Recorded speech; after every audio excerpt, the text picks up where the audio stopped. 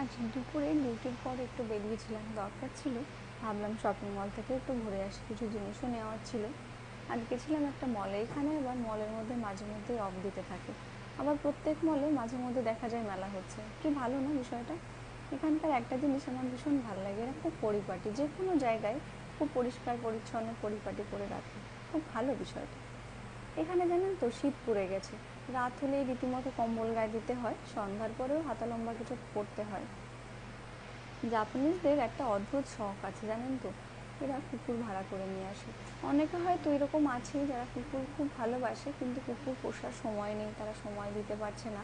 সেই জন্য যারা যখন ফাঁকা থাকে তখন মাঝে মধ্যে কুকুর গিয়ে নিয়ে আসে ভাড়া করে, একদিনের জন্য, দুদিনের জন্য। এই যে কুকুর ভাড়া করার যে রেন্ট, এর যে অ্যামাউন্টটা, এটা কিন্তু অনেকটাই বেশি আমার কাছে মনে হয়। একদিনের জন্য আনলে হয়তো 20,000 টাকা, দুদিনের জন্য আনলে 40,000